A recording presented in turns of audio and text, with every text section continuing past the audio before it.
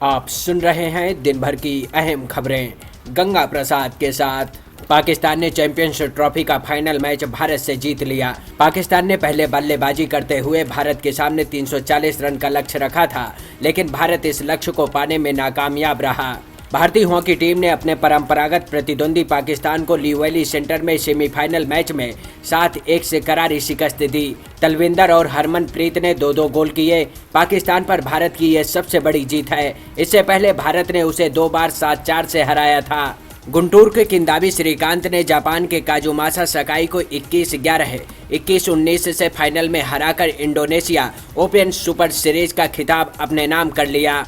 केंद्रीय मंत्री वेंकैया नायडू ने कहा कि बीजेपी राष्ट्रपति पद के लिए कैंडिडेट का ऐलान 23 जून के पहले कर देगी। इस बीच बीजेपी के राष्ट्रीय अध्यक्ष अमित शाह ने शिवसेना प्रमुख उद्धव ठाकरे से उनके घर पर मुलाकात की। दोनों नेताओं के बीच राष्ट्रपति चुनाव को लेकर चर्चा हुई। राष्ट्रपति प्रणब मुखर्जी ने 2 और दया याचिका खारिज कर दी। मई के आखिरी सप्ताह में उन्होंने ये दया याचिकाएं खारिज की। बता दें कि प्रणब मुखर्जी का टेन्योर 24 जुलाई को पूरा हो रहा है। इलेक्शन कमीशन ने राष्ट्रपति चुनाव की डेट्स का ऐलान भी कर दिया है। इलेक्शन कमीशन ने कहा कि अगर जरूरत पड़ी तो 17 जुलाई को वोटिंग की जाएगी और 20 जुलाई को काउंटिंग होगी। पश्चिम बंगाल के दार्जिलिंग में अलग राज्य की मांग को लेकर गोरखा जनमुक्ति मोर्चा का बेमियादी बंद 7वें दिन भी जारी रहा। अब तक कई जगहों पर हिंसा और आगजनी हो चुकी है। केंद्रीय गृह मंत्री राजनाथ सिंह ने लोगों से शांति की अपील की है। जम्मू कश्मीर में शांति बहाली की कोशिशों पर हाल ही में दिए गए सीएम महबूबा मुफ्ती के बयान पर कांग्रेस ने पलटवार किया है। कांग्रेस नेता शकील अहमद ने आरोप लगाया है कि कश्मीर जंग का मैदान बनता जा रहा है और इसके लिए सिर्फ मोदी और महबूबा जिम्मेदार हैं। आम आदमी पार्टी में मचे घमासान के बीच दिल्ली में कुमार विश्वास ने राजस्थान विधानसभा चुनाव को लेकर मीटिंग की। कुमार इशारों ही इशारों में पार्टी नेतृत्व पर बरसे और कार्यकर्ताओं से दिल्ली के घटनाक्रम से प्रभावित न होने की अपील की। चुनाव तैयारियों का जायजा लेने के लिए खुद कुमार विश्वास 25 जून को राजस्थान जाएंगे।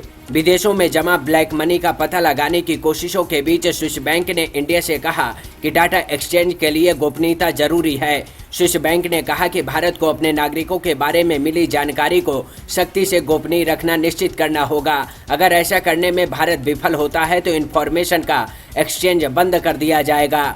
अरुण जेटली ने कहा कि 30 जून की आधी रात से जीएसटी लागू हो जाएगा। जीएसटी काउंसिल की 17वीं मीटिंग के बाद उन्होंने कहा, हमारे पास इसे और ज़्यादा समय टालने के लिए वक्त नहीं है।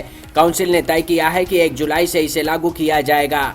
रेलवे यात्रियों को जल्द ही सफर के दौरान high speed internet, on demand video या दूसरे ऑनलाइन एंटरटेनमेंट का लुत्फ ले सकेंगे। ट्रेन की मॉनिटरिंग और पैसेंजर्स के आरामदायक सफर के लिए railway high speed mobile communication corridor तैयार कर रहा है। डिपार्टमेंट को उम्मीद है कि इससे ट्रेन ऑपरेशन में भी सुधार होगा।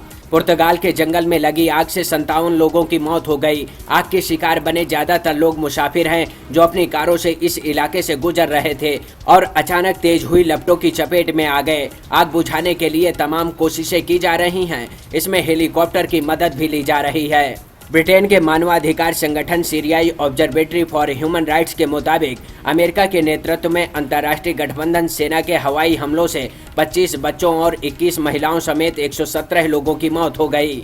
अमेरिकी जंगी जहाज से लापता हुए 7 नाविकों की बॉडी बरामद हुई है।